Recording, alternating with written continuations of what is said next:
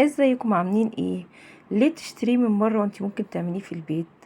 هنعمل فطير مشلتت، حاجه كده تحفه.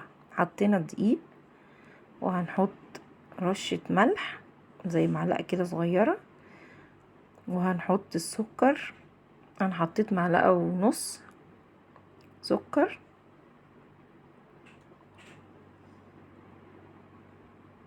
تمام، وهنقلب كويس.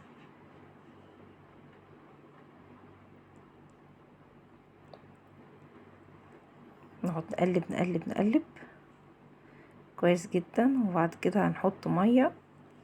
الكيلو دقيق هياخد 3 كوبايات ميه على حسب نوع الدقيق.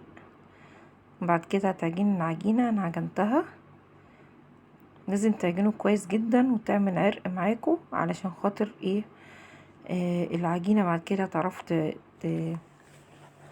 تعرف تفردوها يعني، وتديكوا نتيجة احسن.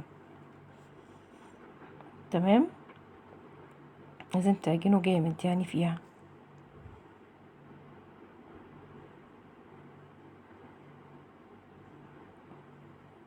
يعني موتها عجن.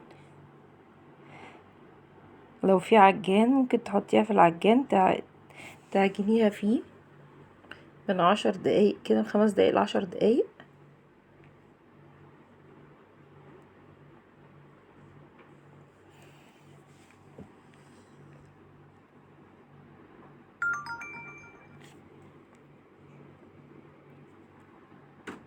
بس هنا بقى انا بقطعها، اوريكم. بص عملت العرق ازاي.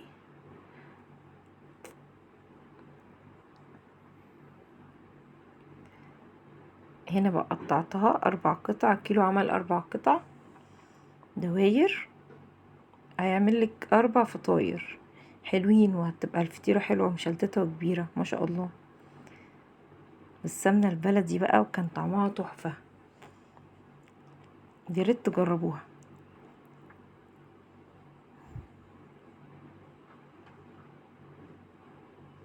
بس انا هنا بقى بفرد العجينة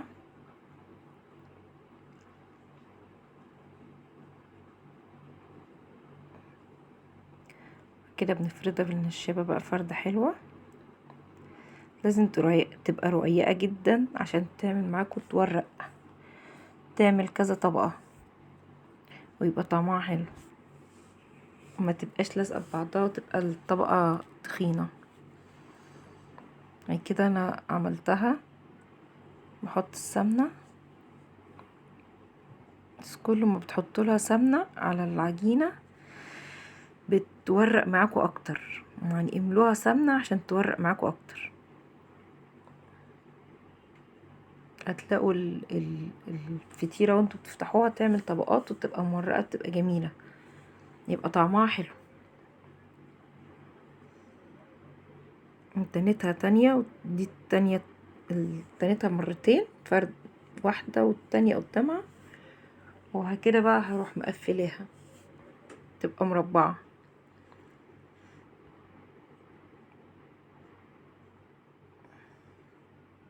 شلت بس الزيادات.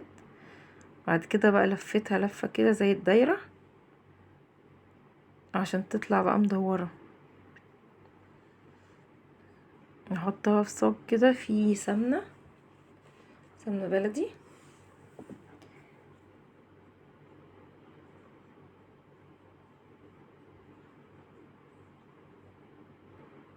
اهو بصوا انا لفتها بقى اللفة زي كأنها مدورة، زي الفطير كده هو مدور.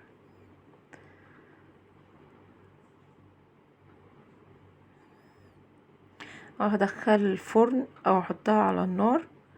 عملتها على النار كانت احسن يعني، في الطاسة طلعت احلى وطعمها كان حلو جدا. هي قلبتها الناحية التانية، وفي الفرن كانت حلوة، بس في الطاسة اسرع واحسن. وغطيتها بقى، حطيت فوق الوش سمنة كده، وغطيتها بكيس